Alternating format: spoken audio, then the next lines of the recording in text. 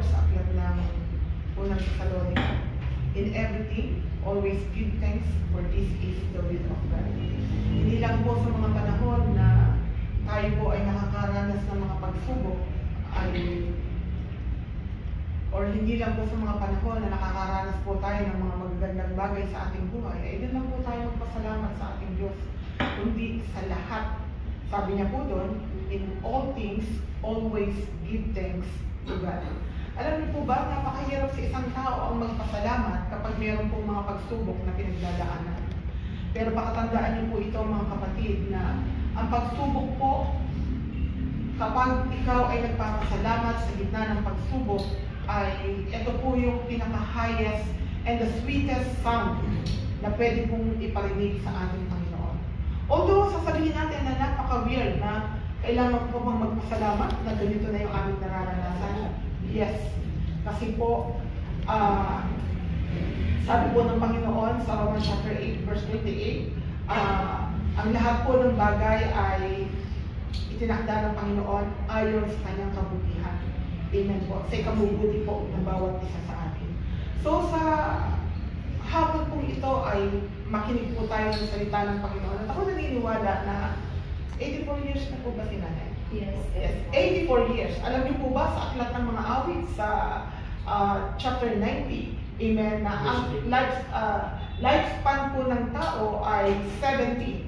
Pag ikaw ay umabot ng 80, ay bonus na. Kaya si Nanay, sobrang bonus na. Ay, 84, I remember my parents, amen po, 84 din po sila nung namatay.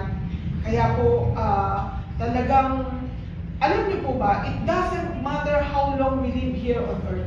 But the most important thing, mga kapatid, is how we spend our life.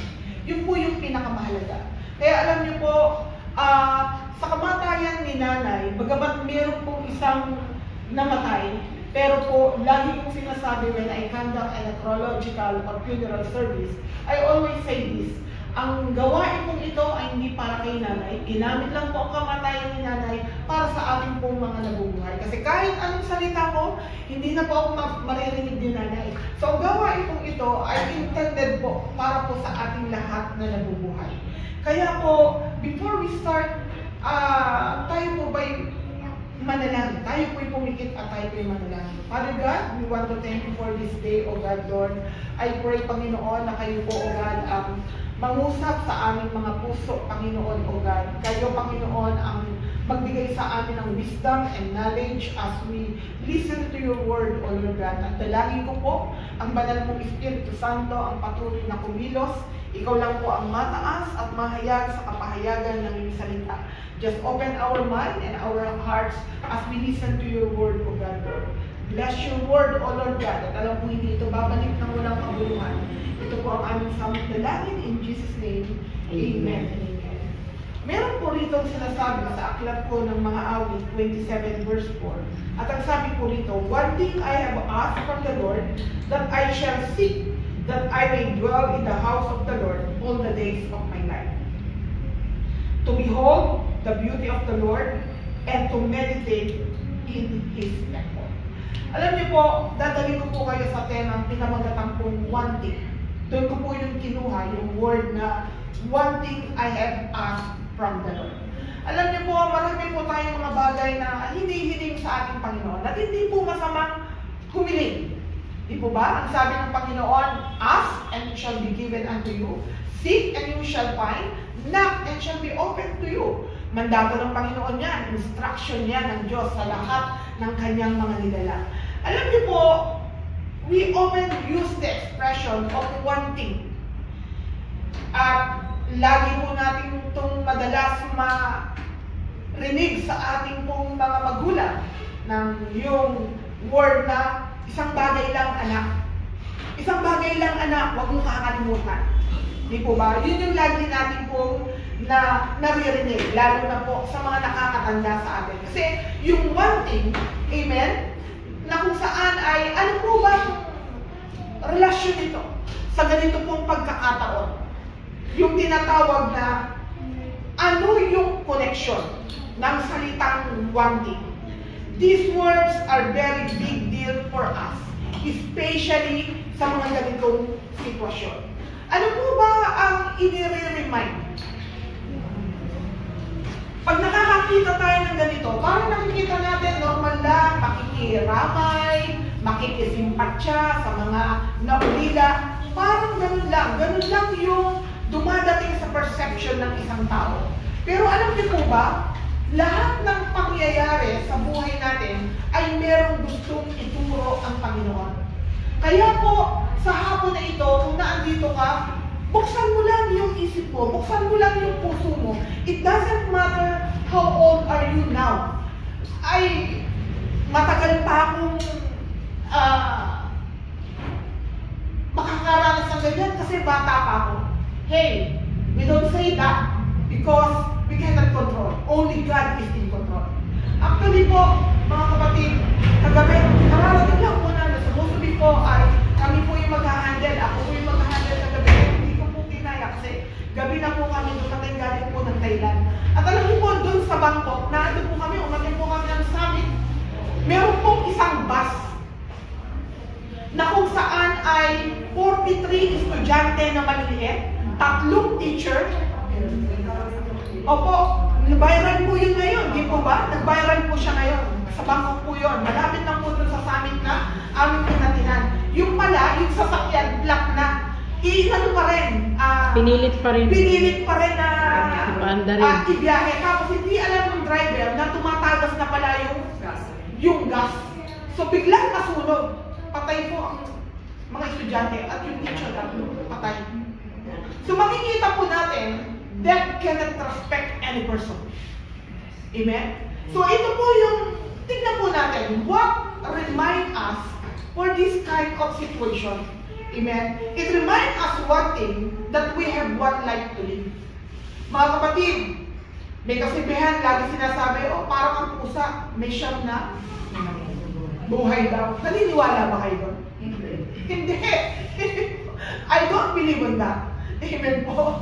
So mga kapatid, ang kamatayan po, pag nakakakita po tayo ng ganitong sitwasyon, ay inire-remind po tayo na meron lang po tayong isang buhay na dapat ipagpasalamat sa Diyos. Na meron tayong isang buhay na dapat guguhin sa maayos na sitwasyon. Na meron tayong isang buhay na kung saan ay dapat alamin natin kung anong purpose, bakit tayo nabubuhay. Kung ilang taon ka na ngayon, meron ka, yan ay grasya at habag ng Diyos. We cannot boast. Amen? Kaya sabi po rito, our life has a duration here on earth, whether we like it or not. Si Nanay, praise God, 84. Sino po ang gustong mabuhay ng hanggang 84? Amen? Diba? Blessing po yan. Kasi yung mga bata sa Bangkok, grabe. Ang dami pa dapat nilang maranasan. Ang dami pa dapat nilang may future sila. Pero sa ganong sitwasyon, alam niyo po, may kanya-kanyang exit ang tao. Whether ito ay aksidente, whether ito ay karamdaman. Yung iba nga, natulog lang, hindi na nagising, cardiac arrest. Yun yung way of exit niya. Po ba? So hindi po natin masasabi. Ang kamatayan po, pag po tayo dumadalaw sa kamatayan, dapat ang perception natin ay isang bagay na meron tayong isang buhay na dapat ingatan, pangalagaan. Alam niyo po, yung iba, hindi po nila naiisip yung mga ganong sitwasyon. Mga kapatid, sa hapon pong ito, ang kamatayan ni Nanay ay nire-remind tayo na ang buhay po ay maiksi lang, kaya huwag mong paiksiin. Sabihin mo sa iyong katabi, huwag mong paiksiin. Kasi minsan maraming nabubuhay ng untimely eh. Hindi ka pa dapat mamatay, pero lalo mong pinapaiksi. Sabihin mo sa iyong katabi, huwag kang ma-stress. Stress is a silent killer. Amen po? Silent killer po yan. Di po ba? Alam niyo po ba mga kapatid, I realize pag ako nagbabasa ng Biblia, I realize na ang buhay ngayon hindi payamanan. Ang buhay ngayon, pasayaman. Maraming mayayaman pero hindi masaya.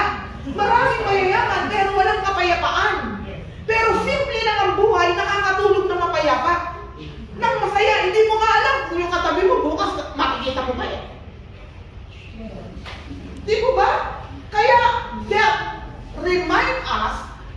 we have a short time to live. Amen? Kaya gawin mo na ang dapat mong gawin. Iayos mo na ang dapat mong ayusin. Di po ba?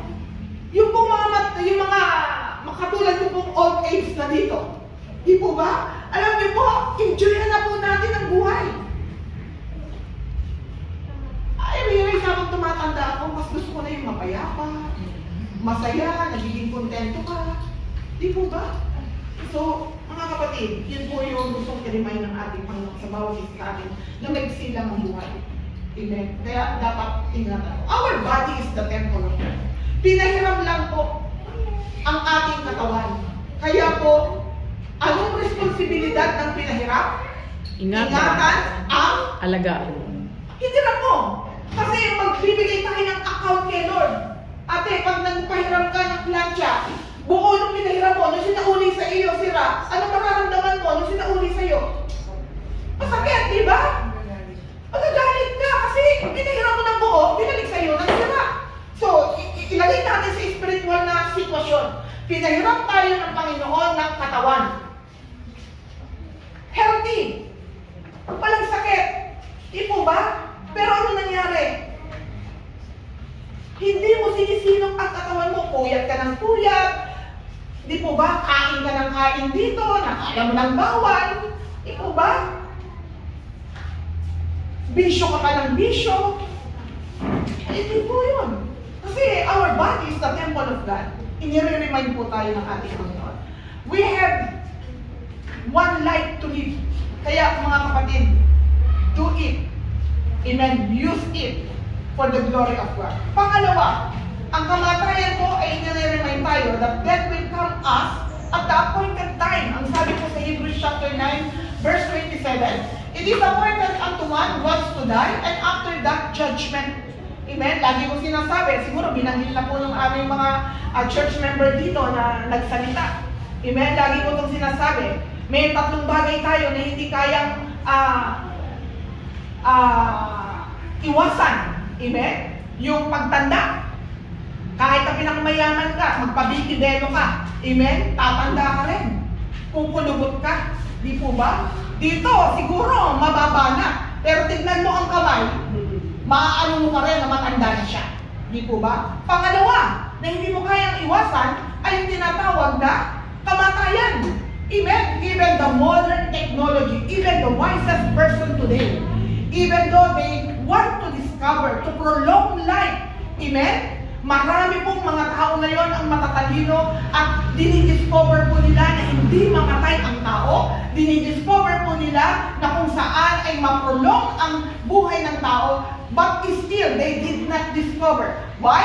Sapagkat ang sabi ng Biblia, ang sabi ng Panginoon, it is appointed unto man once to die, and after that, judgment. Ito yung bagay na hindi natin kayang iwasan. Death cannot respect any person. Whether you are old, whether you are young, kahit na ikaw ay babae o lalaki, bata o matanda, matalino o hindi matalino, mayaman o mahirap, hindi nagre-respeto ang kamatayan. Dadating sa isang tao ang kamatayan sa appointed time ng ating Panginoon. Kaya yun po yung hindi natin kayang iwasan. Pangatlo, na hindi natin kayang iwasan. Sabi doon sa Hebrews chapter 9, verse 27, it is appointed unto man once to die, and after that, judgment. Ito po, may mga bagay po tayo na hindi natin kayang iwasan. Amen? Minsan, iwas tayo ng iwas. May mga bagay tayo na naiiwasan na minsan ay talagang nagsasaksi. Ano? Nakasalubong mo yung pinagkakautangan mo. Iiwas ka, di po ba? So, absuelto ka doon, naiwasan mo. Di po ba? Pero yung tatlong bagay na sinasabi ko sa inyo, hindi niyo po ito pwedeng iwasan. Amen? Speaking of death, ayaw po nitong pag-usapan. Lalo na po yung mga matatanda. Ayaw po. I remember po, bata pa lang po, medyo, siguro mga line of 60s, yung aking pong parents ay kinuhanan na po namin ng blood. Amen po. Kasi po, dadating po yung time na talagang mangangailangan po tayo ng blood. Sobra pong mahal. With pastors and I, we in St. Peter for 15 years. Amen po? So, hindi pa po kailangan ng parents ko, kinuhanan na po namin ng plan. Kasi alam namin, dadating yung time na yon. Hindi po kami mayaman, pero iba na yung handa ka. Di po ba? So, dumating po yung time na kinuhanan ko at nagsabi ako sa parents ko, nagalit po siya sa akin. Sabi niya, ba't ako kinuhanan ng kabaon ng maaga? Bakit gusto mo na ba akong mamatay? Kasi po, ang mga matatanda po, ayaw, napakasagrado po ang usapin kamatayan. Ayaw po nila yan. In-explain ko pong mabuti sa akin pong parents na hindi naman po ibig sabihin na kinuhanan namin kayo ng mga ganyan. Ay, gusto na namin kayong mamatay. Siyempre, iba na yung handa. Kasi habang tumatagal, ang presyo. Eh, alam niyo po ba, yung plan na St. Peter, dahil nasa St. Peter Lifeline po kami nagtatrabaho, dati, until now po naman, ay connected pa rin po kami. Alam niyo po ba, 360 pesos lang ang monthly nung plan ng parents ko. Ngayon po, ang pinakamura po ay 1,000. Yun po yung hindi gaano kagandahan. So mga kapatid, kahit na anong pilit nating kontrolin ang kamatayan, kung ito ay dadating sa iyo, wala po tayong magagawa kung babawian na po tayo ng buhay ng ating Panginoon. Amen? So death, number 3, it reminds us one thing, that we should know God, that God loves us. Alam niyo po ba, sabihin ko sa iyong katabi, mahal ka ng Panginoon. Mahal kayo po ng Diyos. Mahal ka ng Panginoon. Mahal po tayo ng ating Panginoon. Bakit? Sapagkat, bakit ko po nasabi na mahal po tayo ng Panginoon? Sabihin mo sa iyong katabi, buhay ka pa. Buhay ka pa. May pagkakataon ka pang makarinig. May pagkakataon ka pang malaman kung ano ang pinakamagandang plano ng Diyos sa bawat isa sa atin. At alam niyo po ba ang pinakaplano ng ating Panginoon? Amen? Sabi niya po dun sa verse, Thessalonians chapter 5, verse 9 to 13. Sabi doon, hindi hangad ng Panginoon na tayo ay mapahamak. Kaya lang, kung babasahin po natin dun sa John chapter 3, verse 19, sabi po doon, pumarito ang ilaw. Sino po yung tinutukoy na ilaw? Walang iba kundi ang ating Panginoong Hesus. Pumarito ang ilaw, ngunit ang pinili ng tao ay ang kadiliman. O ibig sabihin, mas pinili ng tao ang kasamaan. So mga kapatid, for the wages of sin is death, but the gift of God is eternal life. Kaya makita po natin na ang kamatayan ay nire-remind tayo kung gaano tayo kamahal ng ating Panginoon. Mga kapatid, hanggang buhay po tayo, kaya pa po nating ipadama ang pag-ibig sa ating asawa, kaya pa po nating ipadama ang pag-ibig sa ating mga anak. At dun sa mga anak na nandito, kaya nyo bang ipadama ang pag-ibig niyo sa inyong mga magulang? Ang tanong, kailan mo ba huling sinabi sa mama mo, Ma, I love you, Ma. Ma, thank you. Kailan mo ba huling sinabi sa iyong asawa na mahal kita? Ano, sasabihin mo lang na mahal kita pag kinsenas katapusan? Dahil sweldo. Yun ba ang batayan? Sasabihin mo ba na mahal kita kapag nabigyan ka ng baon ng mama mo o ng papa mo? It's too late. Amen? Mga kapatid,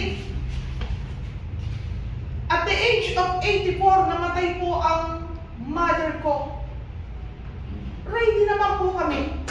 Meron po silang plan, meron po silang lupa. Isa na lang po ang iyak namin. Kasi pag wala kang plan, dalawa iyak mo eh.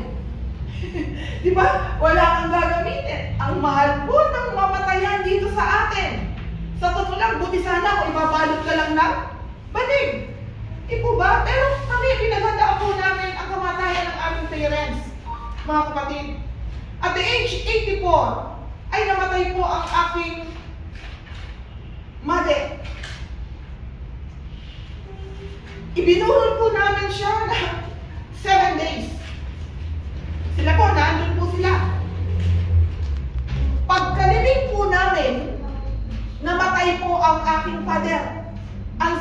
Hindi pa po kami nakakabawi ng kuya sa lamay. Eto na naman ang father ko, ipapasok po ulit sa bahay ng kapatid ko at pagbuburulan po namin, paglalamayan po natin. Imagine niyo po.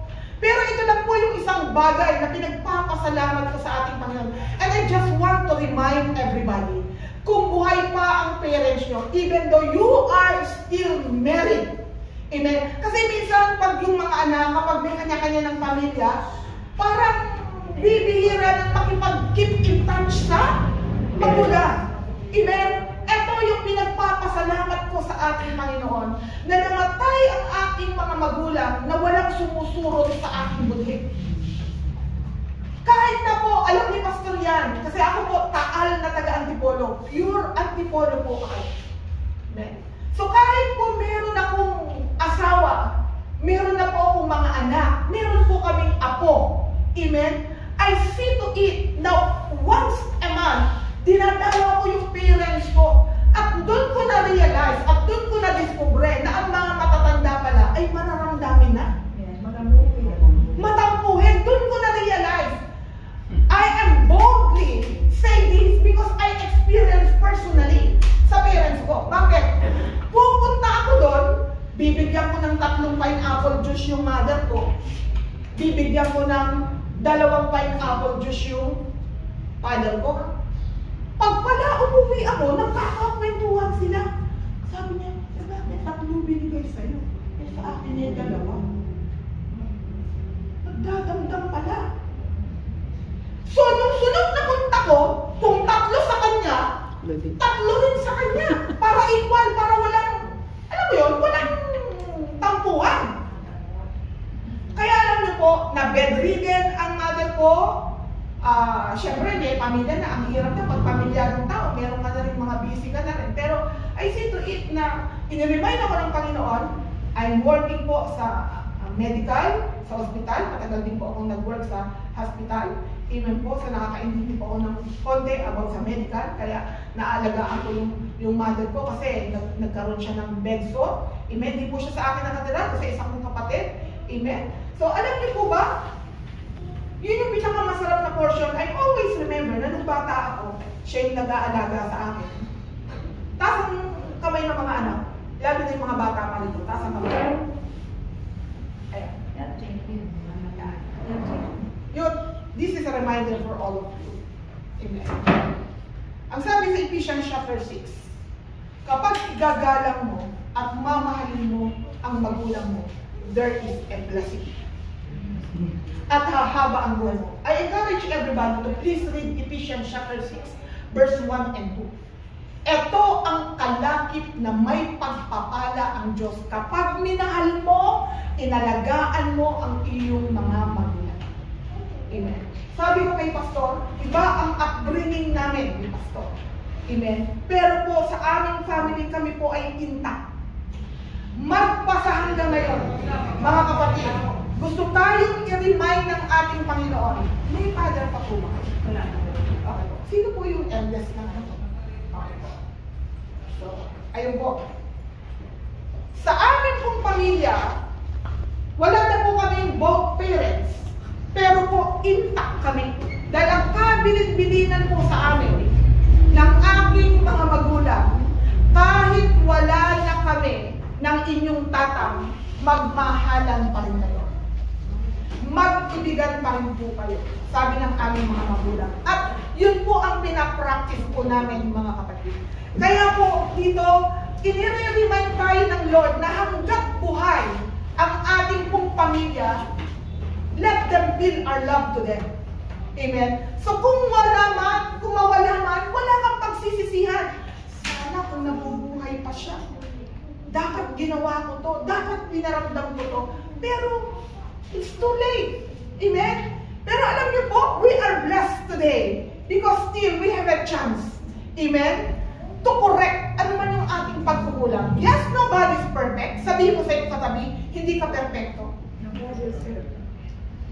We are not here to judge one another, but we are here to remind one another, amen, na hanggang may oras pa, to eat.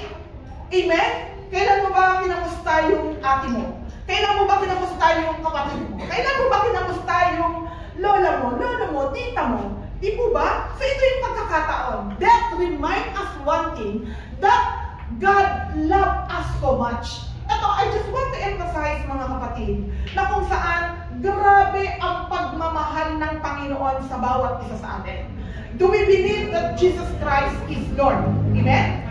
Naniniwala tayo na ang ating Panginoong Diyos ay Diyos, ang ating Panginoong Jesucristo. Imagine niyo, why I would like to emphasize that God loved us so much. Why? Biruin niyo, siya ay Diyos, nagkatawang tao, bumaba sa lupa, upang tayo ay abutin. Sino tayo? Who we are? Ganon ba tayo ka-espesyal? Ganon ba tayo ka-importante sa ating Panginoon? Yes! God loved us so much. God the Father gave His only begotten Son, that whosoever believeth in Him should not perish but have everlasting life. Amen. Yes. Magkaroon po tayo ng inventory today. Meron kang bahay at lupa. Check. Meron kang sasakyan. Check. Meron kang maraming pera sa bangko. Check. Nakakapunta ka saan mo gusto. Check. Nakakain mo lahat ng gusto mo. Check. But ang tanong, how is your relationship to God? Church, mga kapatid, yes, okay ang relasyon mo sa parents mo, okay ang relasyon yung mag-asawa, okay ang relasyon mo sa kaibigan mo, sa sister-in-law mo, sa mother-in-law mo, name it, okay lahat ang relasyon ng bawat isa sa atin dito. But one thing, again, God is reminding us, anak, how is your relationship to me? Do you have consistent relationship to God? Ito po yung pinakamahalaga. The most important relationship in the whole world is our relationship to God. Throughout the day, magkakaroon tayo ng evaluation. Paghiga natin, ano ba yung nagawa ko ngayon? Ano ba yung natapos ko na accomplish ko throughout the day? Amen. Pero tandaan po natin, mahalaga po na meron tayong maayos na relasyon sa ating Panginoon. Amen. Sabi po rito, that remind us one thing, that we need to entrust our whole life to God. Ito po yung sinasabi ko. Check ka sa lahat ng bagay, ang dami mong asset and liability, check. Meron ka mga insurances, check. Okay? Wala pong problema doon. Maganda po yan. Amen? Pero ang tanong, do you insure your life to God? Pagdating po sa kamatayan, ito po yung masyadong hindi pinag-uusapan at unknowledgeable ang maraming tao. Speaking of death, alam niyo po ba, gusto ko pong sabihin sa inyo ngayon, siguro this is your first time na maririnig ng iba rito. Siguro yung iba narinig nito. Kung babasahin po natin ang aklat ng Ecclesiastes, chapter 12, verse 7. Amen. The body returned to dust. Si nanay, namatay siya, ililibig natin siya. Saan ba ang originated ng tao? Sa dust. Yes, dust. Dust, babalik sa dust. Okay po?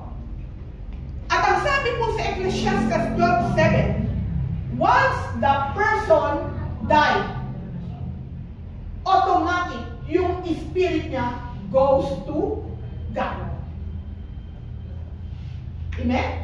But the soul will be judged at the right time. I-judge po ng Panginoon ang ating kaluluwa. So I just want to explain this para maging malinaw. Kasi yung iba, lalo na yung mga new generation ngayon, hindi na po ito. Yes, masyado silang advanced when it comes to technology. But spirituality, dapat Alam po natin to. Kasi everything that we have right now, maiiwan po natin yan. Amen? Maiiwan po natin yan. Sabi ko nga kanina, ang buhay ngayon hindi payamanan. Ang buhay ngayon ay pasayahan. Kasi you need to enjoy life with your family. Amen? Dapat alam mo yung purpose mo, bakit ka nabubuhay, para mapulpil mo yung mandato na binigay sa iyo ng ating Panginoon. So sabi doon, that reminds us one thing, that we need to entrust our lives to God. Amen? Binigay mo na ba yung buhay mo sa Lord? Sinuko mo na ba yung buhay mo sa Panginoon? Pag sinabi mong Lord, Panginoon, Lord mo siya sa lahat ng aspeto ng iyong buhay. Kasi maraming ganitong senaryo na nangyayari. Panginoon mo lang siya sa mga panahon na may problema ka. Hello? Panahon mo lang, Panginoon mo lang siya sa mga panahon na meron kang pangangailangan. Panginoon mo lang siya sa mga panahon na meron kang matinding pagsubok na pinagdadaanan. Panginoon mo lang siya sa mga panahon na kung saan meron kang karamdaman. Pero pag okay ang lahat ng bagay, hindi mo masyadong naaalala si Lord. Kapatid, sa mabuti man ang sitwasyon o sa hindi maganda ang sitwasyon, dapat hindi nagbabago yung ating relasyon sa Panginoon. Sapagkat kahit kailanman, God never changes. Hindi po siya nagbabago sa bawat isa sa atin. Kaya ang sabi po doon sa Acts chapter 4 verse 12, na kung saan i-trust po natin ang ating pong buhay sa ating Panginoon. Yes, I'm not standing here just to offer new faith, new religion. No. Ang sabi po sa Acts chapter 4 verse 12, there is no other name under heaven but only the name of Jesus Christ that we must be saved. Amen? Alam niyo po, ang tao ngayon, matagal ine-embrace ang religion. I just want to ask, sino po ba ang napako sa krus ng Kalbaryo? Reliyon o si Kristo? Kristo. Naniniwala po kayo si Kristo ang napako sa krus ng Kalbaryo? Yes, di po ba? Si Jesus Christ. But people today, ang daming nag-e-embrace sa religion. Hey, religion is not the one who are crucified in the cross of Calvary. It is Jesus. Amen? Kaya binabanggit niya po doon sa John chapter 14 verse 6. Jesus said, I am the way, the truth, and the life. No one cometh to the Father except through me. Ang sabi ni Jesus Christ. But the problem is, we embrace religion. Religion cannot save. But Christ can save. Siya yung namatay sa krus ng Kalbaryo. Hinugasan niya ang ating pagkakasala. Amen? Imbis na tayo ay ma-impyerno.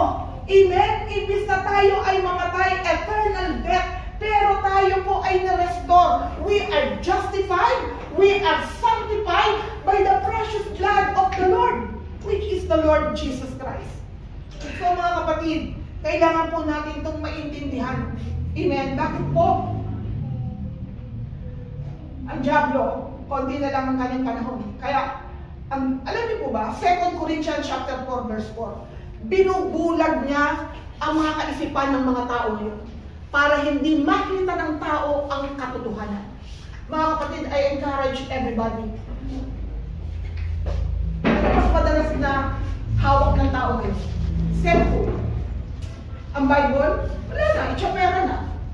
Di po ba? Walang panahon ng tao na magbasa ng Biblia. Amen. Tripartite po ang tao. Ang tao po ay binubuo ng tatlong bahagi. Soul, body, and spirit. Ang pagkain po ng ating katawan, ulam, tubig. Amen. Mga kinakain natin, nagpapahinga tayo, natutulog tayo para lumakas tayo. But the food of our soul and spirit is no other than the Word of God. But yet, ang mga tao, they neglect to read the Word of God. The Word of God, ang sabi sa aklat ng mga awit 119 verse 105, Thy word is a lamp unto my feet and a light unto my path. And Joshua said in chapter 1, meditate the word of God day and night. Pero ano malabadalas natin i-meditate? Ano kayang bago yung sa TikTok? Ano kayang ma-order sa Shopee? Amen po? Ito ang tao ngayon. We are more focused on the cares of life. Hindi naman po masama. Hindi naman po ako yung masyadong dogmatic, hindi naman po ako masyadong weird na kung saan na hindi na tayo. But we need to be balanced. Amen po. So sabi po doon, one thing for sure, that before death come to us. Hindi ko po alam ang background ni nanay, hindi ko po alam ang background ng buong family. Pero ang sabi po doon, bago dumating yung sitwasyon na mahiga ka dito, tinanong mo na ba sa sarili mo? Saan kaya ako uuwi? May dalawang destinasyon lang na binanggit ang Biblia. Heaven and hell. Sa langit at sa iyan. Alam niyo, marami tayong mga pinagdesisyonan sa buhay na alam natin napaka-importante at mahalaga. Pero alam niyo po ba, ang pinakamahalaga na desisyon na pwede mong gawin sa buhay mo ay yung desisyon na isuko mo ang buhay mo sa Diyos. Romans chapter 14 said, sa mabuhay o sa mamatay, ang may akda, walang iba kundi ang ating Panginoon. Whether you like it or not, lahat tayo, when Jesus comes, the second coming, at i-judge niya tayo, haharap tayo sa ating Panginoon at i-account niya tayo. Hindi po mo pwedeng sabihin, ay yes, pag ako namatay, sigurado ako, sa Lord ako, bakit? Mabuti akong tao, hindi ako nang aagrabyado ng tao, mabuti akong anak. Hey! Wait! Basahin niyo ang Titus chapter 3 verse 5. Hindi maliligtas ang tao sa pamamagitan ng mabubuting gawa. Kahit faithful ka pang magbigay sa church ng tithes mo. No! Hindi credit yan. Mga kapatid, sapagkat sinasabi, hindi maliligtas ang tao sa pamamagitan ng mabubuting gawa, kundi maliligtas lang ang tao kung tatanggapin niya si Jesucristo bilang Panginoon at sariling tagapagligtas ng kanyang buhay. Amen? Ano yung pagtanggap? Tanggapin lang? Maraming tumatanggap sa muso, pero hindi tinatanggap ng totoo sa puso. Amen? Mga kapatid, ito po yung dapat natin magkaroon tayo ng realization in life. Si nanay, I don't know his situation. Amen po? Pero ang sinasabi po sa Biblia, amen, may tatlong magkakapatid. Siguro alam niyo po to, si Marta, si Lazaro, at saka si Maria. Namatay po si Lazaro. At malungkot. Alam niyo po ba, very close po sa puso ng Panginoon itong magkakapatid na to, especially si Lazaro. Alam niyo po ba, sabi ni Marta, Panginoon, kung sana nandito ka, hindi sana namatay ang aking kapatid. Ang sabi po ng Panginoon kay Marta, babasahin ko po, at dito po ako magtatapos, mga kapatid. Ang sabi po sa John, chapter 11, basahin ko po sa inyo.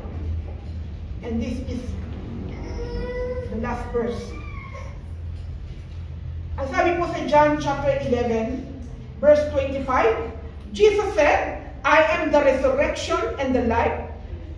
He who believes in me will live even if he dies. Kung sa Tagalog po, tatagalogin ko po itong sumagot si Jesus, ako ang muling pagkabuhay.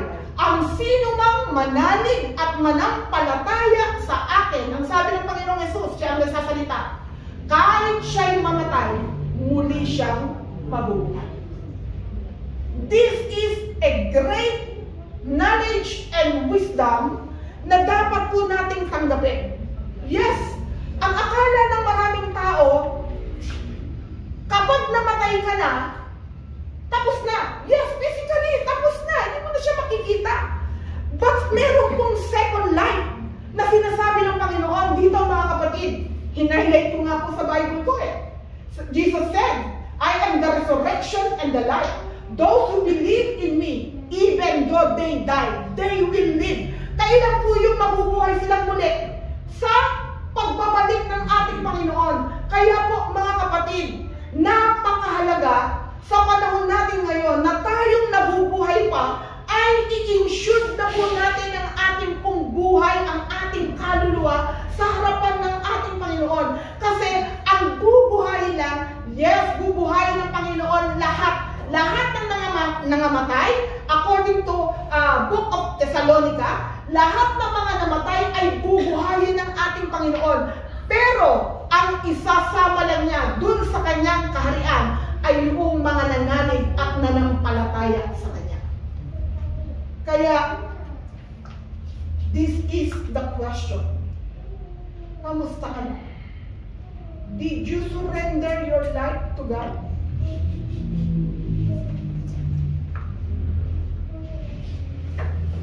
Kung dadating yung sitwasyon na ikaw naman ngayon ang nakahiga rito,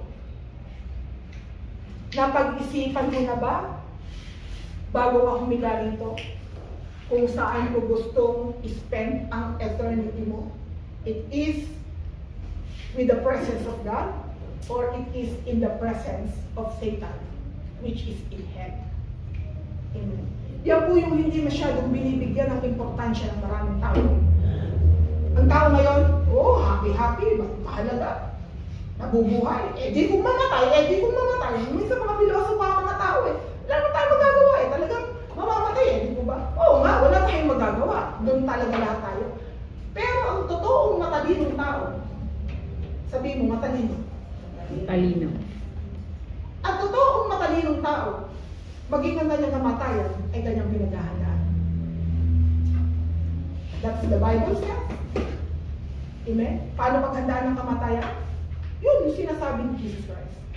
Accept me as your Lord and personal Savior, because apart from thee, you can do nothing.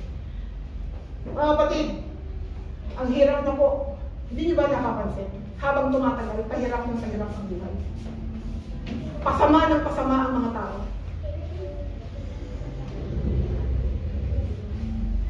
Ang hirap na nga lang nararanasan natin sa mundong ibabaw na to. Pipiliin mo pa ba na maghirap ka pa rin doon sa piling ng kaaway sa impyerno?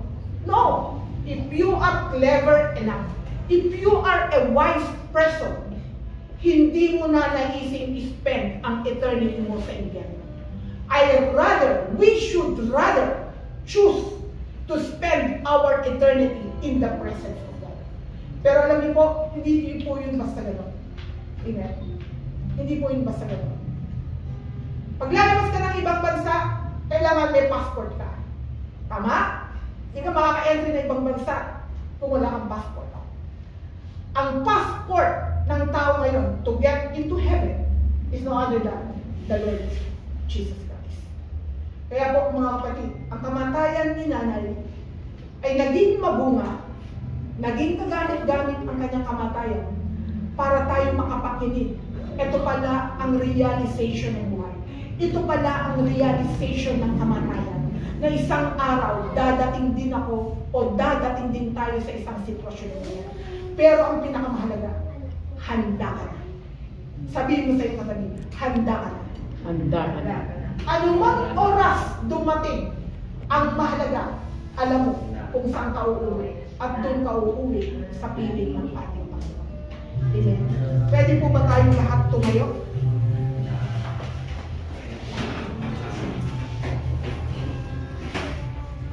Let's bow our heads.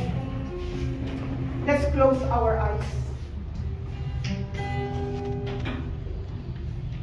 Gusto ko pong tanongin ito sa bawat isa. Pag ika'y namatay, saan ka kaya uuwi? Pangalawang tanong, kung ikaw ay bawian ng buhay ng Panginoon sa panahon na hindi mo inaasahan, saan mo gustong spend ang eternity? Gusto ko pong paglabas po natin ng kwartong ito, tandaan mo lang yung John 11:25.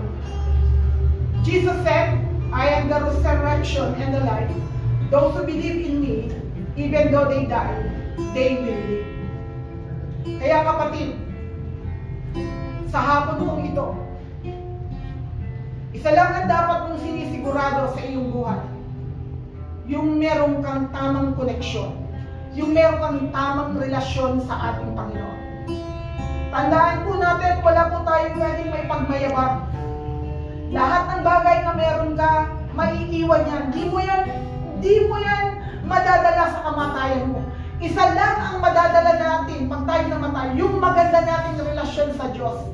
At huwag kang magtaka, kapatid, pag ikaw ay dumating sa punto na bawian ang buhay ng ating Panginoon, huwag kang magtaka kung ikaw ay mapupunta sa piling ng Lord, sapagkat pinagdesisyonan mo yan nung ikaw ay nabubuhay. Huwag ka rin magtaka kung ikaw ay mapupunta sa impyerno. Bakit? Nakapakinig ka ng salita ng Panginoon. Kumakatok na ang Lord sa puso mo, pero sarado pa rin ang puso mo, sarado ang isipan mo sa panawagan ng Diyos.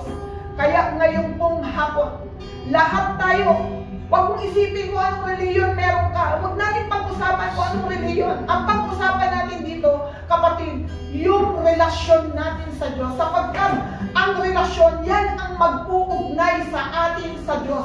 Ang relasyon ang magkukunik sa atin sa Diyos.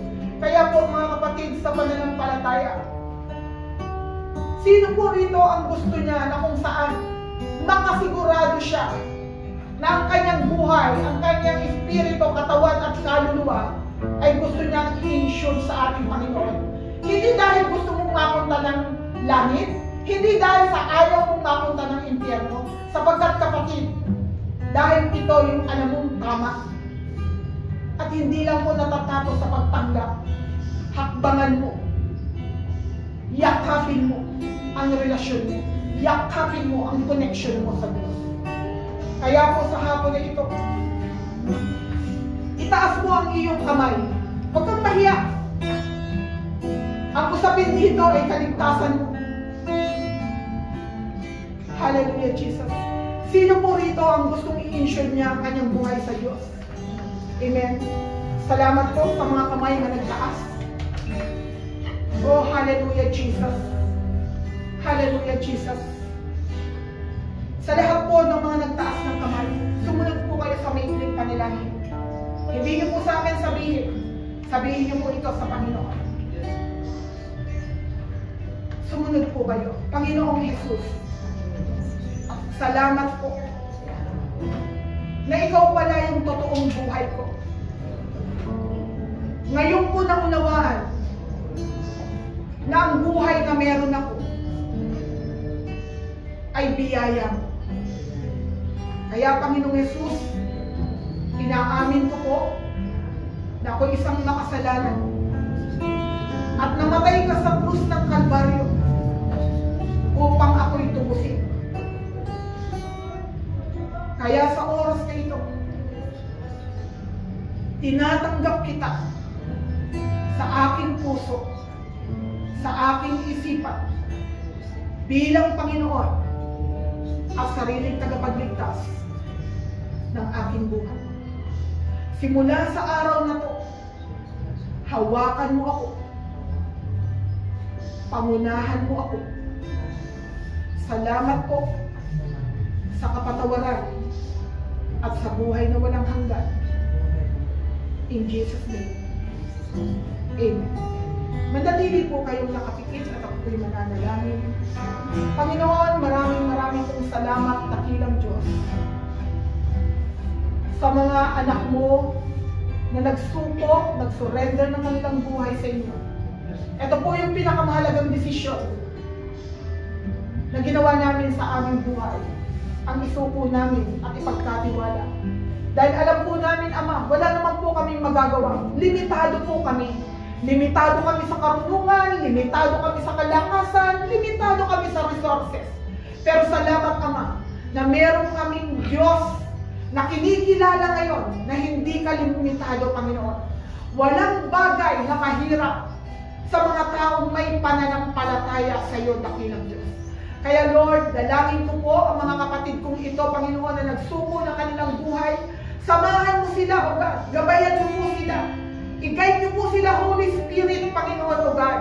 Lord, tulungan mo po kami, Panginoon. Huwag mo po kaming iiwan. Huwag mo po kaming pababayaan, Panginoon. Maraming pong salamat, dakilang Diyos, O God, Lord, na alam naming mahal mo kami at ayaw mo na kaming mapahamak. Salamat minulak mo kami sa kamalayan, Panginoon o God, na Lord, nasa iyo ang tunay naming pag-asa. Ikaw ang makapagliligtas ng higit sa amin, O God, at wala ng iba, Panginoon. Kaya po, Ama, maraming pong salamat sa buong pamilya na nandito ngayon at mga nakikiramay, Panginoon o God. Dinadalangin ko po, Ama, na hawakan mo at pagharian mo ang aming mga buhay. Salamat po, dakilang Diyos. Ito po, Lord, ang aming samot dalangin. In Jesus' name, Amen. Tinatawagan po lahat ng pamilya nila, lalo na po yung mga anak. Kung pwede po pumunta rito sa harapan.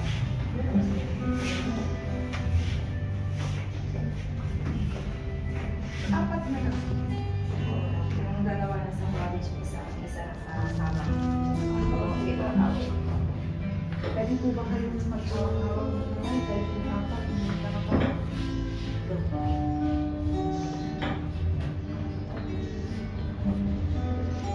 pare-pares na po tayong walang magulang.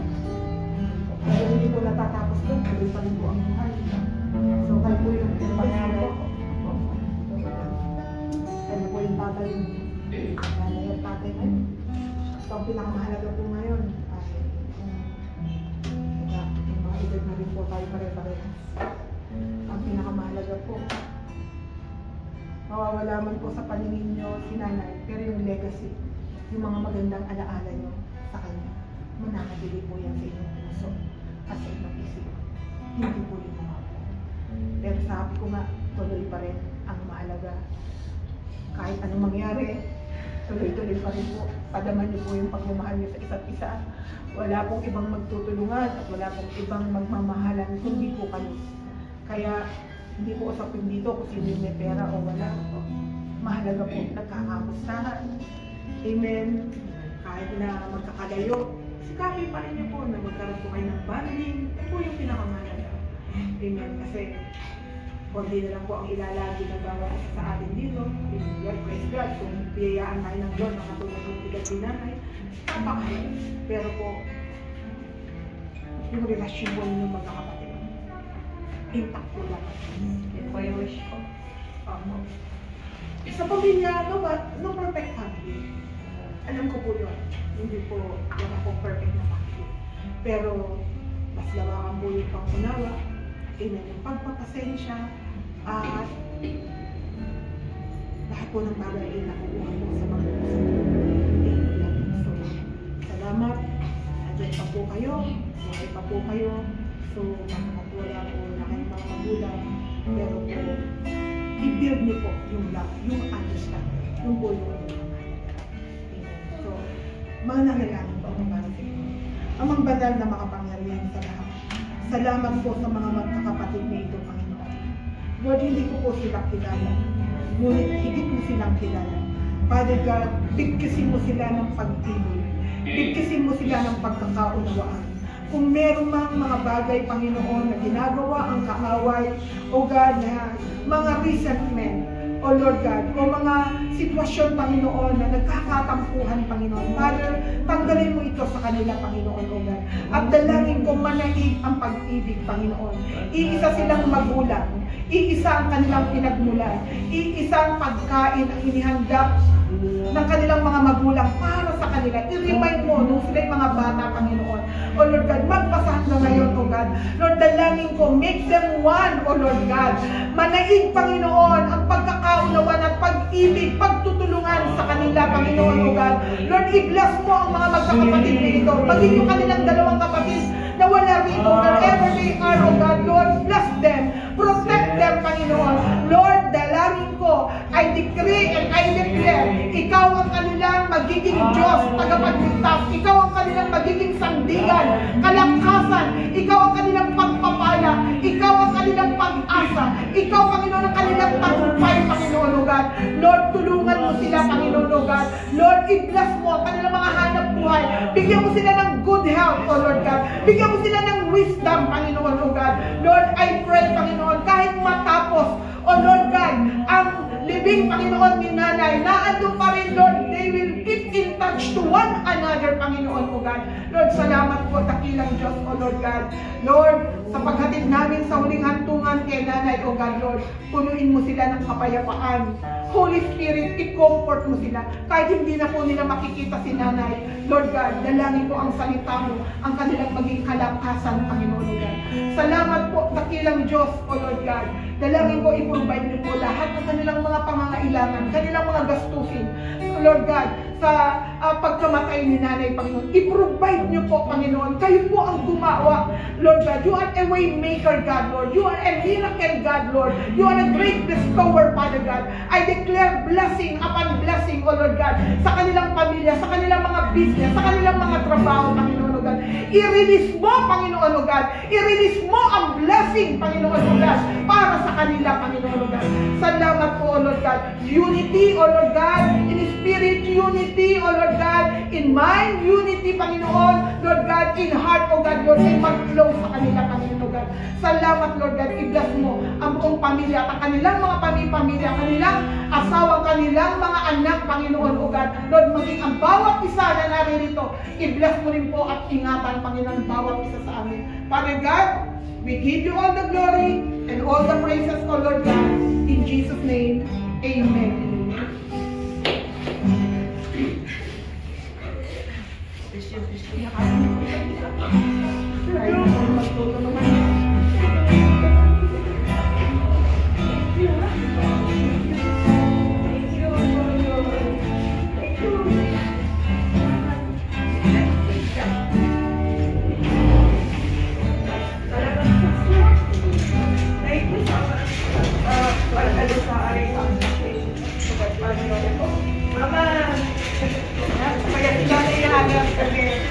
Nagkakaisa po kayo ng anak. Yan po ang kaganapan ng isang magulang. Kasi ako rin po, na-experience ko po yung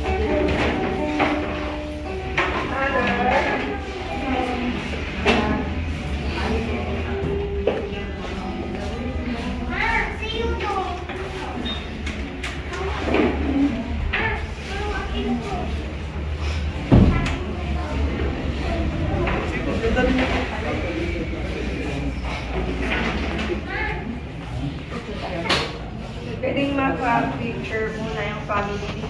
Lahat yung family niyo po. family, mga ako, mga basta lahat.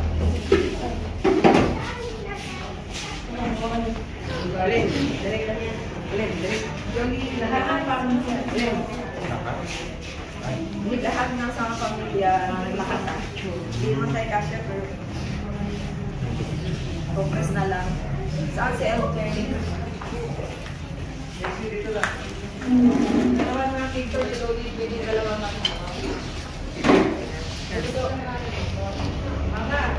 Dito po yung iba. Dito po yung iba para sukat po. Dito po yung iba. Saan si Jolie?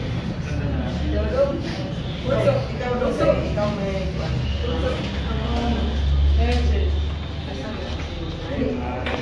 saan sila si Alicia?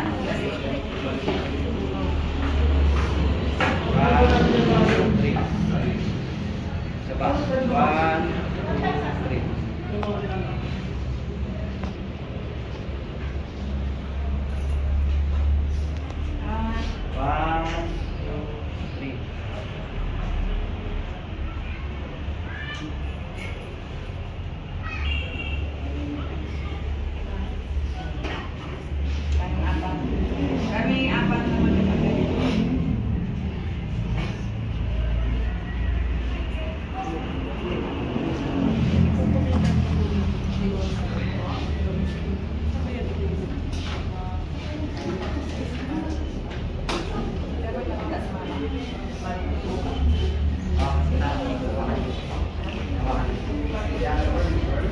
Dalawa tayo, dalawa.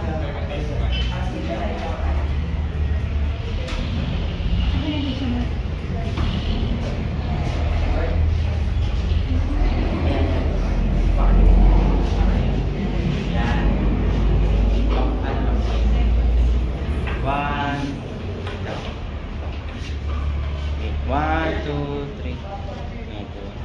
One, two, three.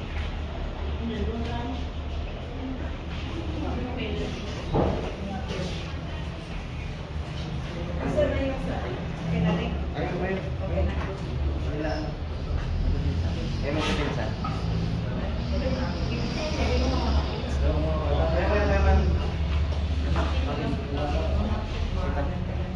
Yung magpipinsan. Mga pisa, mga ano, mga apo. Mga apo. Apo, mga apo, mga apo. Sila mo. Rodiling, ganyan siya po. Panganay na ako ba? No? Panganay na ako to eh. Panganay na ako pa. Ang dapat po, kamu, po. Wait, kailan pa naman po. Kanila pa nalang po. Asa na yung 1, 2, 3. okay naman yun sila. 1, 2, 3. Last. 1, 2, 3. Sino ka ba? Okay na. Ayan, may buwan. Dapat si ano? Yan. Kasi sabihin nyo.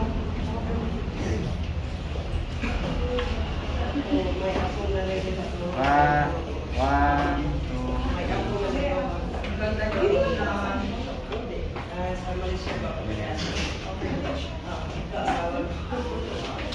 Gulang, tulungan mo kaming lubos na magtiwala sa inyong kalooban para sa amin upang masumpungan natin ang lubos na kapayapaan at walang hanggang kalwalhatian. Ito po ang aming samot na langit. In Jesus' name, Amen. Pwede na po tayong makaupo ang sumandali. Alam niyo po, ito po yung ating huling pagpupugay kay nanay. Sabi nga, siya po ay nabuhay ng 84 years old na talagang kaloob at biyaya ng ating Panginoon. I always remember po na ang kamatayan po daw at ang huling paghatid po ng isang tao na namatay sa huling hantungan ay huli pong pagpupugay. Kaya po, pasalamatan po natin ang buhay ni Nanay Segundina for 84 years old. Bigyan po natin ng isang malakas na palakpak ang ating pangalaman. 84 years old. Today is not a joke. Amen? Because it is said in the book of Psalms 90, ang lifespan po ng tao ngayon ay 70. Kung ikaw ay malakas-lakas ay hanggang 80 years old. Pero si Nanay, 84 years old, sobra-sobrang bonus na. Sino po rito yung 70 years old na? Wala pa po ba? Meron. Ayun! Yun, 70. Atay! Praise God!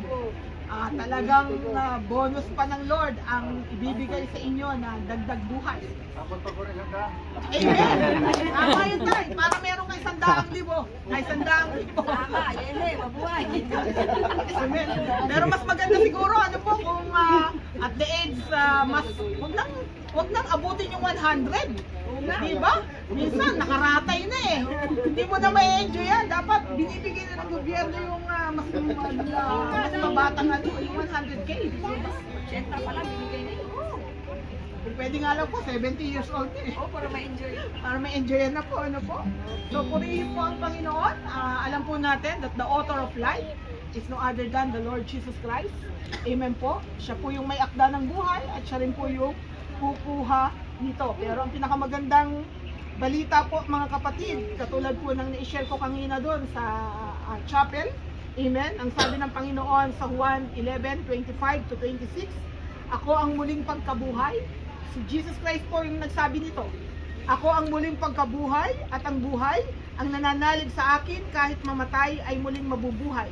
At sino mang nabubuhay at nananalig sa akin ay hindi mamamatay kailanman. So mga kapatid, napakahalaga. Parang may bago po akong mukha na dito ko na lang po nakita, wala po doon. So gusto ko pong ulitin na kung saan ay napakahalaga po na habang tayo po ay nabubuhay, maisigurado po natin yung ating kaligtasan. Okay po? Sapagkat nakita po naman natin lahat, si nanay ay nakahiga lang, wala po siyang ibang mga baon na kung ano-ano. Kasi hindi naman niya po ito magagamit. So, it is just a reminder to everyone na kung saan po, kung anong meron tayo ay hanggang dito lang po yan.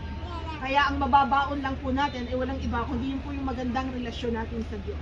Kaya, sa bata't matanda na naririto, siguraduhin niyo po na bago tayo dumako sa puntong tayo po ay nakahiga sa ganitong sitwasyon, ay alam po natin na sa Diyos po tayo uuwi. Sapagkat meron pong kalakip na pangako ang ating Panginoong Jesus.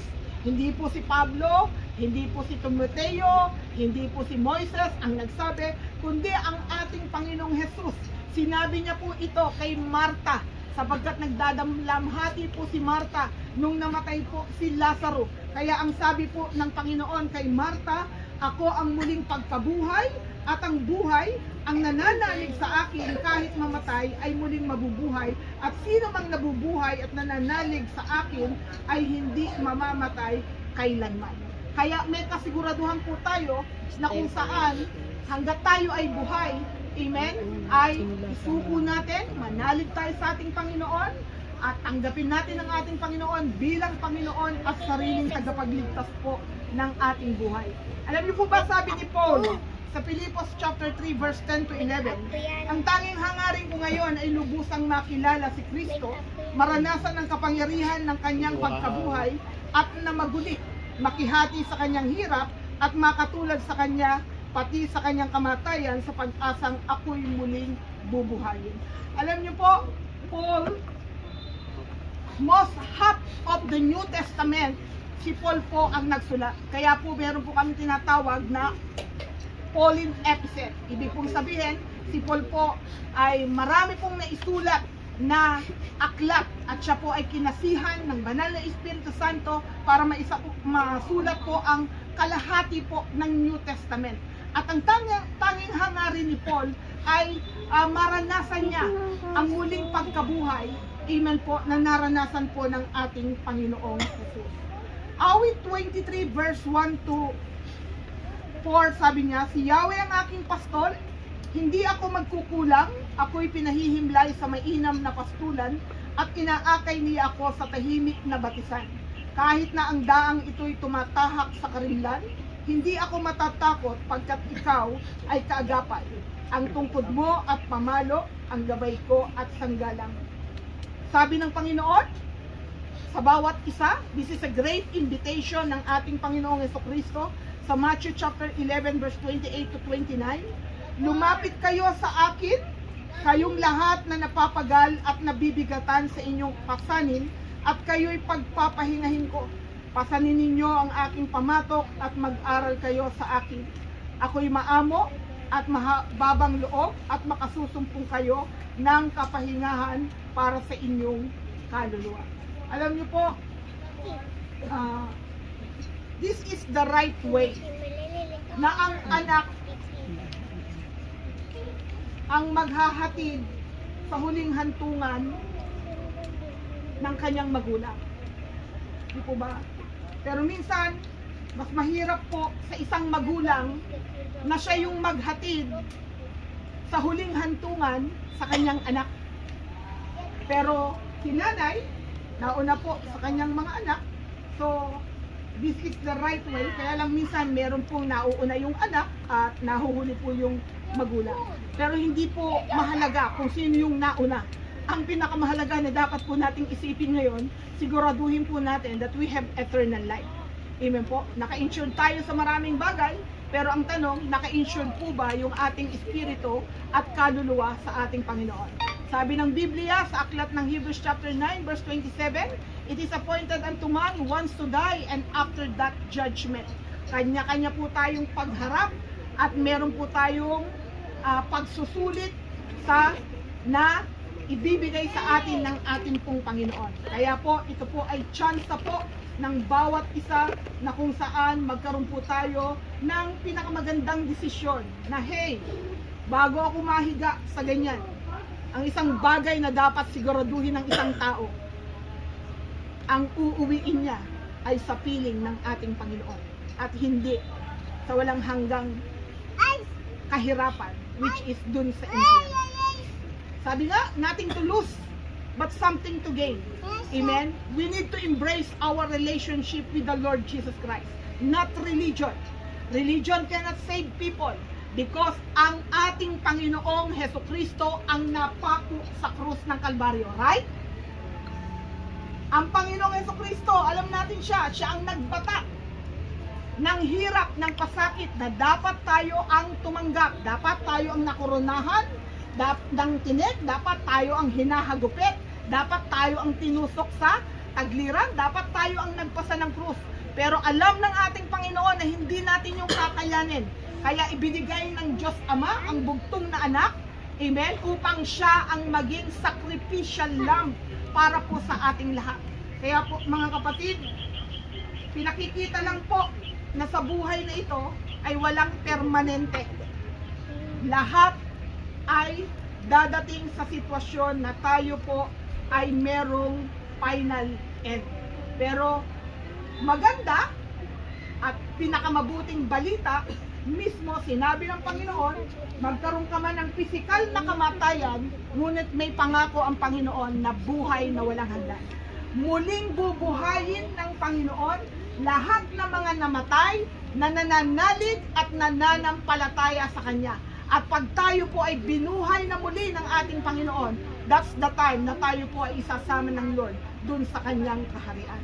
Kaya po, ito po ang huling pagpupugay po natin kay Nanay. Amen po. Tayo pong lahat ay tumayo at tayo po ay magkakaroon po ng kumitan sa labi po ni Nanay. Amen. Tayo po'y pumikit at ikukumit ko na po si Nanay sa ating pong Panginoon at ipagpapasalamat po natin ang kanyang 84 years na pinahiram po siya sa kanyang mga anak, sa kanyang mga manugang, sa kanyang mga apo, sino mang mga kamag-anakan. At higit po sa lahat, nagpapasalamat din po ang bawat isa na naririto, lalo na po yung pamilya, sa lahat po ng nakikidalamhati. Alam niyo po, yung presensya nyo na kayo po ay nakita ng mga magkakapatid, nakita po ng mga miyembro po ng pamilya ni Nanay, malaking bagay po yun na kahit konti, maibsan man lang yung kanilang kalungkutan na nadarama. Amen po. Kasi hindi po biro ang mawalan po ng pamilya. Amen. Kaya lang, hindi natin pwedeng questionin ang ating Panginoon dahil lahat naman ay dadating sa puntong ganyan. Ipagpasalamat na lang po natin na si Nanay, amen, ay pinahiram po sa kanila ng 84 years. Let's bow our head and let's pray and we will commit Nanay to the Lord. Amen. Makapangyarihang Diyos, Panginoon at may lalang ng sangnilikha, may akda ng buhay ayon sa dakilang kalooban at habag, minabuti mong tawagin sa iyong piling ang aming kapatid na si Nanay Segundina. Ngayon ay aming pong itinatalaga sa lupa ang kanyang katawan, lupa sa lupa, abo sa abo, alabok sa alabok, mapalad ang namatay kay Kristo sapagkat sila ay may pag-asa ng buhay na walang hanggan. Purihin po ang ating pong Panginoon sa buhay ni Nanay Segundina. And Father God, minsan pa, amin po siyang pinagkakatiwala. Salamat, Lord God, sa 84 years na pinaharam mo siya sa kanyang mga anak. At hindi man nila makita, Panginoon, physically, Panginoon, ang kanilang ina. Ngunit, Lord, ang mga mabubuting pangangaral, ang mabuti, Panginoon, O God, Lord, na nagawa ni Nanay Segundina sa kanyang mga anak, manugang at apo, sa kanyang mga nagmamahal sa kanya, ay mananatili, Panginoon, sa kanilang puso at isipan, Panginoon, O God. Maraming pong salamat, Lord God. Minsan pa muli, sa paghatid po namin ng kanyang labi, Panginoon, O God, kayo po, Panginoon, ang patuloy na manguna, Panginoon, sa lahat ng bagay na naririto, Panginoon, O God, Lord. Ang pagpapala, ang pag-iingat, at paggabay mo, Panginoon, ay lagi po naming maranasan. Sa pangalan ng Ama, ng Anak, at ng Banal na Espiritu Santo, ang lahat po ay magsabi ng Amen. This time po, ito po yung huli na pagpupugay natin kay Nanay. Siguro po, yung pong gusto na silipin si Nanay bago po siya ibaba, unahin po muna natin siguro yung mga bisita, and then last na po yung family, para po sila po yung last. Okay po, pwede nyo pong huling sulyap po kay nanay. Welcome po ang bawat isa. Okay po.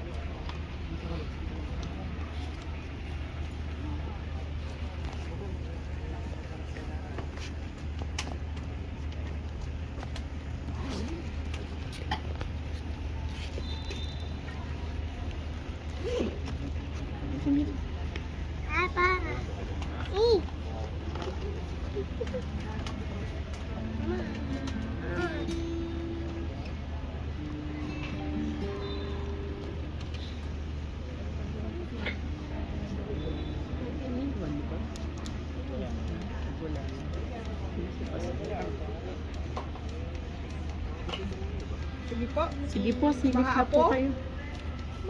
Last po yung mga anak. Sige po. Huling sulyap niyo po ito sa kanya. Kaya po, tingnan nyo na ang lola nyo. Alam po sa mga apo, naging mabuti siyang lola sa inyo.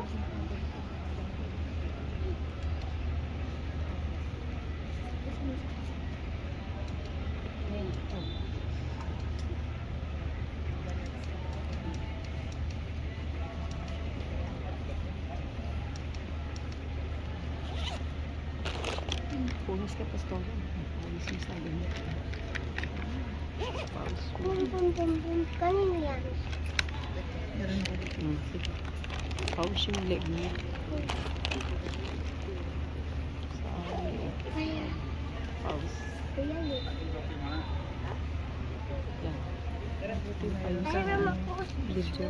Sa yung leg niya. Ilan sa kanya.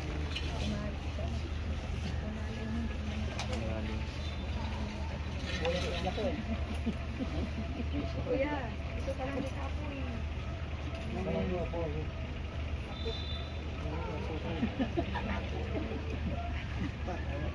Patawa talaga po sa 70 yung building. Ay, ayoko pag isang daan. Hirap ko yung ano. Hindi. Wala pa. Tagal niya sinabi sa akin, 100 na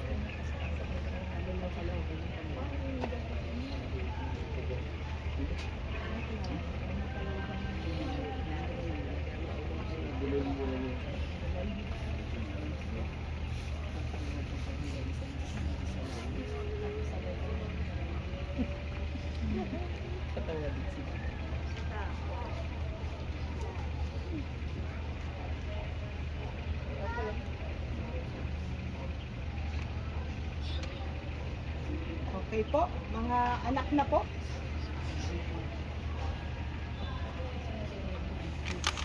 Ang mga anak ni nanay. Mga anak na daw.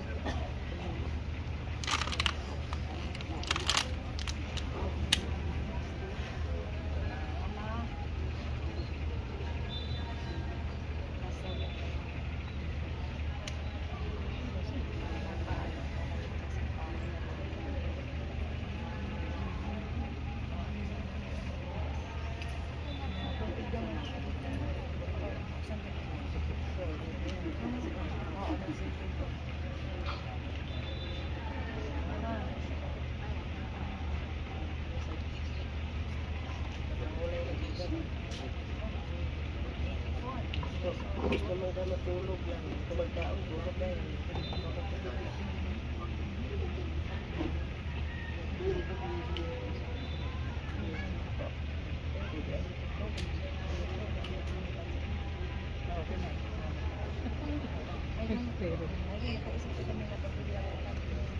Lagay mo yan ito. Ang tanda ko sa beach. Punasan mo.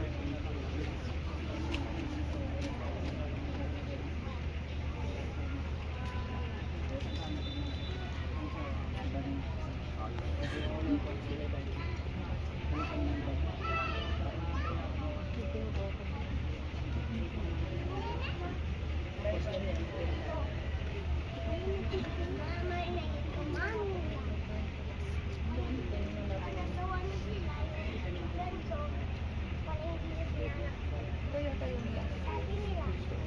Ayaw nila.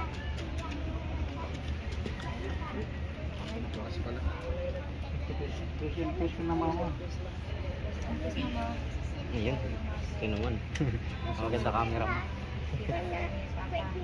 Hindi po pwede pa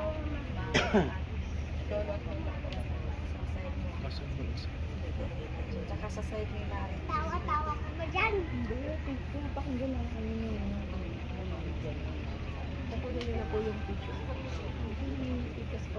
Kunin na lang natin. Opo. 100. Basta, pag nilay ko panood. Balay.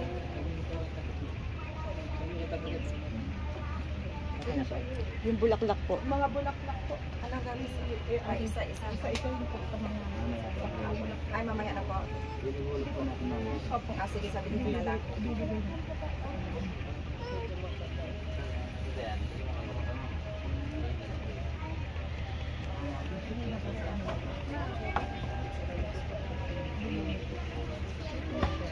Manaalis kayo. Ano sa isip sa iyo ko.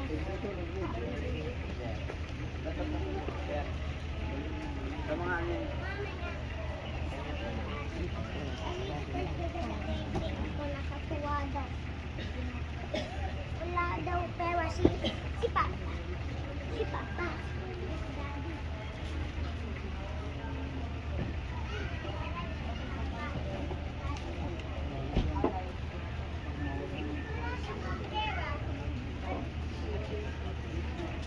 Papanoodin nga. Hintayin pa natin makalapag ng casket po bago maglagay ng bulaklak. Try mo.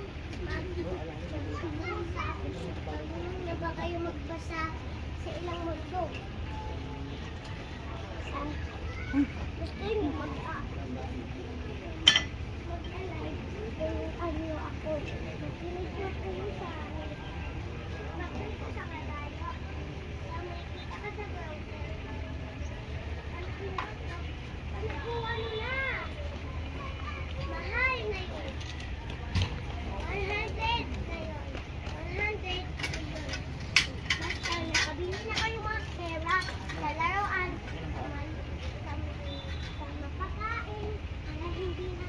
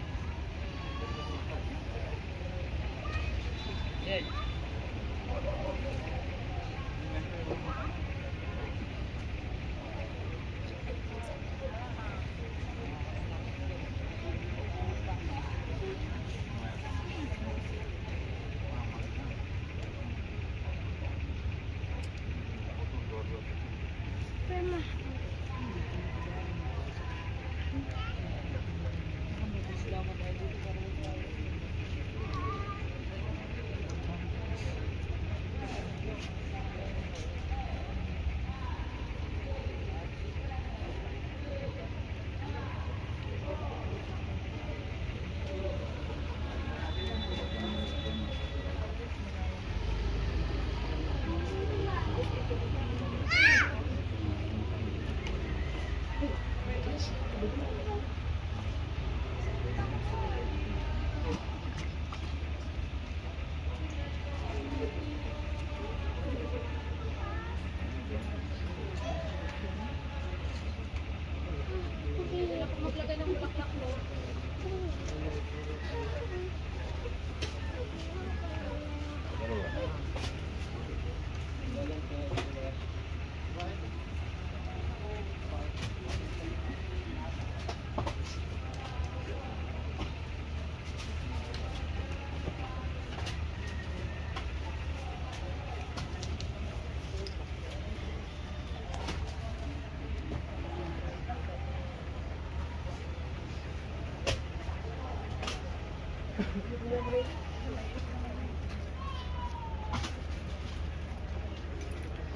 mama, baka magdampal pa, marami din natin.